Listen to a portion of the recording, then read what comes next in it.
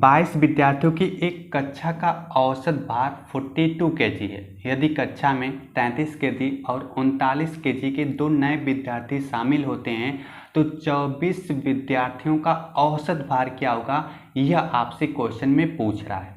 देखिए साथी, SSC GD के एग्जाम में एवरेज के 2 से 3 क्वेश्चन 100% देखने को मिल जाएंगे। तो एवरेज के जितने भी टाइप के क्वेश्चन बनते हैं उनको आप अच्छे से एक बार जरूर सॉल्व कर लीजिएगा।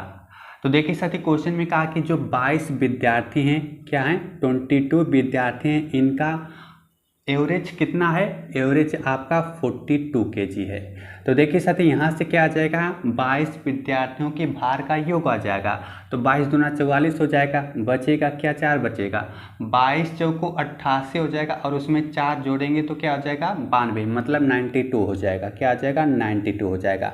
तो यहाँ से क्या आया है, 22 विद्यार्थियों के भार का योग आ चुका है। अब इसके बाद कहा कि इसमें 2 नए विद्यार्थी और शामिल हुए थे, उनका भी हम क्या करेंगे, भार को जोड़ लेते हैं। तो यहाँ पर क्या आ जाएगा, 33 हो जाएगा और प्लस क्या हो जाएगा, 39 हो जाएगा।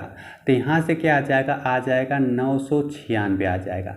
यह कितने विद्यार्थियों का भार का योग है, 24 विद्यार्थियों के भार का योग आ चुका है, 996 केजी आ चुका है। और हमसे क्या पूछा है, 24 विद्यार्थियों का एवरेज भार कितना, मतलब औसत भार कितना होगा। तो देखिए साथी, औसत भार मतलब एवरेज बराबर क्या हो जाएगा आपका, टोटल संख्याओं का योग, मतलब टोटल भार कितना आ गया है 24 विद्यार्थियों का, 996, और कितने विद्यार्थी हैं, 24 हैं, क्या है, 24 हैं। तो इसको आप डिवाइड कर लीजिए, आपका आंसर आसानी से पता चल जाएगा। तो देखिए साथी, यहाँ पर क्या आएगा, 41.5 केजी, क्या हो जाएगा, 41.5 केजी इसका आंसर हो जाएगा। 13 विद्यार्थियों के औसत अंक 130 थे, लेकिन बाद में यह पाया गया कि एक विद्यार्थी के जो अंक हैं 32 के स्थान पर 23 कर दिए गए। तो उनके सही अंक का औसत क्या होगा, वह आपको ज्ञात करके बताना है। मतलब जो 13 विद्यार्थियों का 130 औसत अंक है वह सही में क्या होना चाहिए, यह आपको ज्ञात करके बताना है। तो देखिए साथी, यहाँ पर कह रहा है कि जो 32 है, क्या है, 32 के स्थान पर कितना कर दिया गया, 23 कर दिया गया। मतलब यहाँ पर क्या है, 9 की कमी कर दी गई है। मतलब यहाँ पर 9 की वृद्धि होनी चाहिए थी, 9 अंक की वृद्धि होनी चाहिए थी, लेकिन वहाँ पर 9 अंक की कमी कर दी गई है।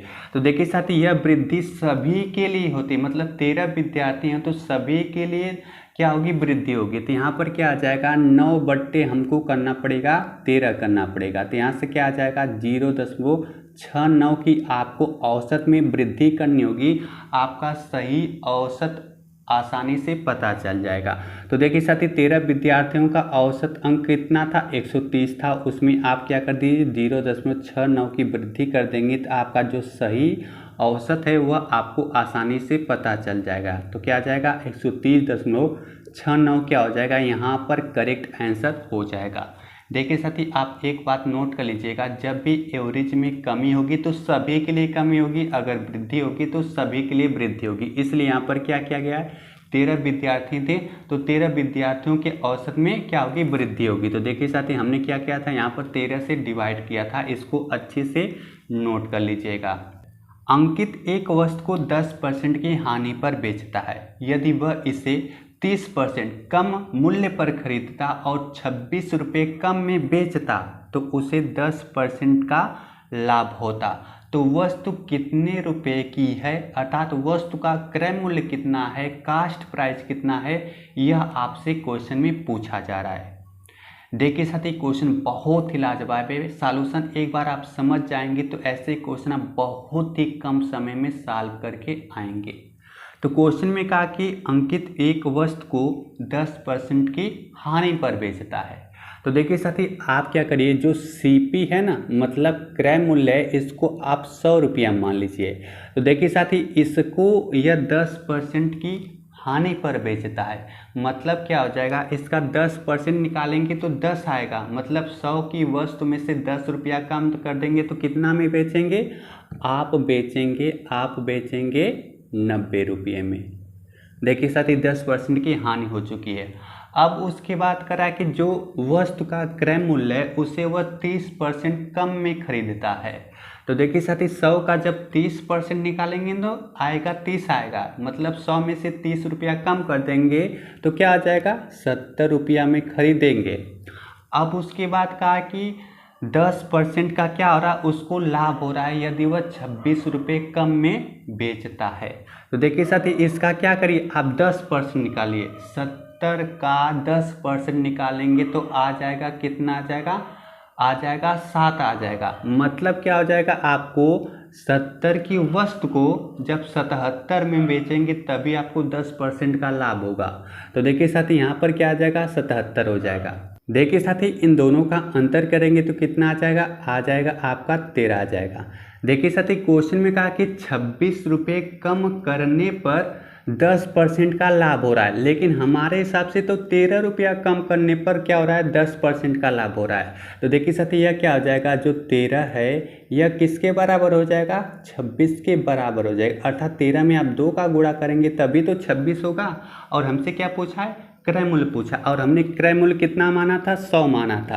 तो 100 का आप क्या करिए, मतलब इसमें 2 का मल्टीप्लाई कर दीजिए, आपका आंसर आसानी से निकल के आ जाएगा। यहाँ पर क्या आ जाएगा 200 इसका करेक्ट आंसर हो जाएगा।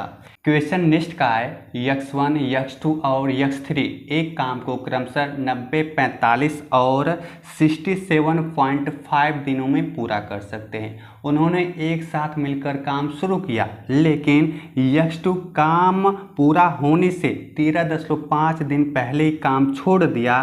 काम कितने दिनों में पूरा हुआ, यह क्वेश्चन में आपसे पूछ रहा है। देखिए साथी 3 व्यक्ति हैं और यह काम को क्रमशः कब कब करते हैं, 90 दिनों में, 45 दिनों में, और तीसरा कर रहा है 67.5। तो इसको आप लिख लीजिए 675/10 कर लेंगे तो आपको डिवाइड करने में आसानी होगी। अब हमको क्या करना होगा, 90, 45 और 675 का निकालना होगा एलसीएम। तो कितना आएगा 1350 आ जाएगा। कितना आ जाएगा 1350 आ जाएगा। अब 90 से 1350 में डिवाइड करेंगे तो आएगा 15 आएगा। 45 से 1350 में डिवाइड करेंगे तो आ जाएगा 30 आ जाएगा। 675 से 1350 में डिवाइड करेंगे तो 2 आएगा, और उस 2 में इस 10 का मल्टीप्लाई कर देंगे तो आ जाएगा 20 आ जाएगा।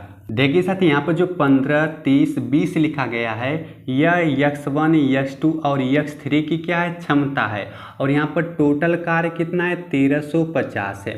अब देखिए साथी क्वेश्चन में कहा है कि जो x2 है वह काम पूरा होने से 13.5 दिन पहले काम छोड़ देता है। तो देखिए साथी जब कोई काम छोड़ता है ना तो उसको करवाने की कोशिश करिए। 13.5 को आप क्या लिख सकते हैं 135 बट्टे में लिख सकते हैं 10 लिख सकते हैं। अब देखिए साथी x2 की क्षमता कितना है 30 है। 30 की क्षमता से 13.5 दिन में वह कितना काम करेगा, क्षमता गुणे दिन करते तो हमको क्या पता चलता है, उस व्यक्ति के द्वारा किया गया कार्य पता चलता है।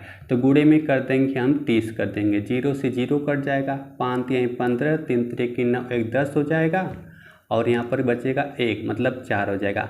405 काम वह करता। तो देखिए साथी आप क्या करिए, इसमें से 1350 में से 405 काम आप घटा दीजिए। क्या करिए 1350 में से आप क्या करिए 405 काम आप घटा दीजिए। यहाँ पर आप घटा दीजिए 405 काम, तो यहाँ पर क्या आ जाएगा 5 आ जाएगा, 4 आ जाएगा, और यहाँ पर बचेगा 945 हो जाएगा। क्या आ जाएगा आपका 945 आ जाएगा।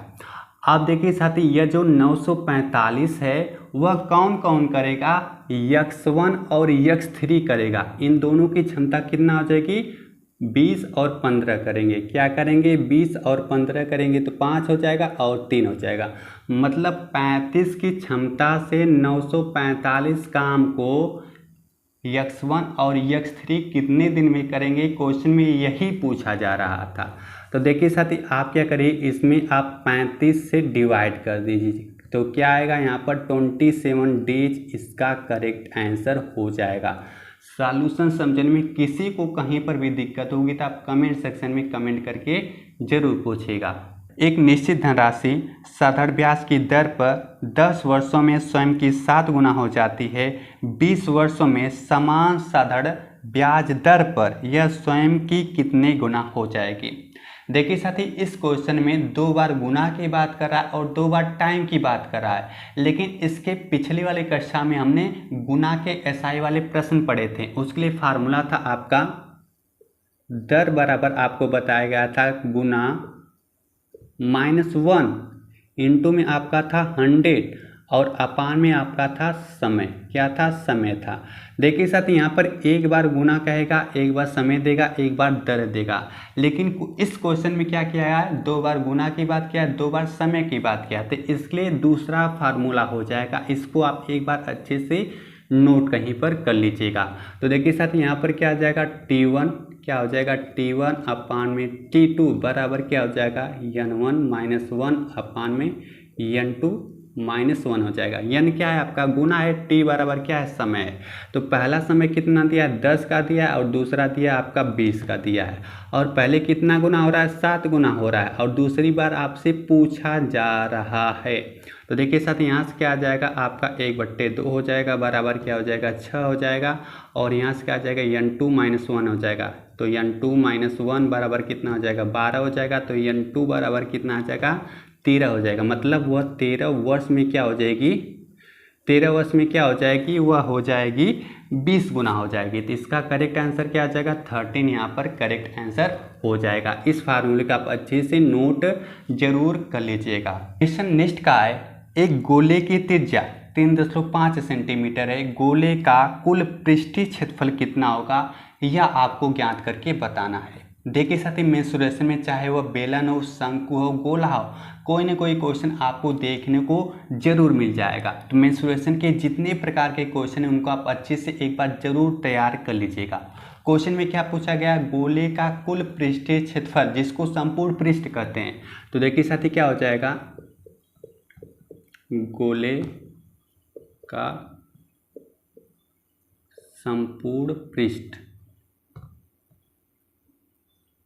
बराबर कितना हो जाएगा? 4πr² हो जाएगा। तो यहाँ से क्या आ जाएगा? 4 हो जाएगा। उसके बाद पाई का मान कितना आ जाएगा? 22/7 हो जाएगा। और आर कितना दिया है?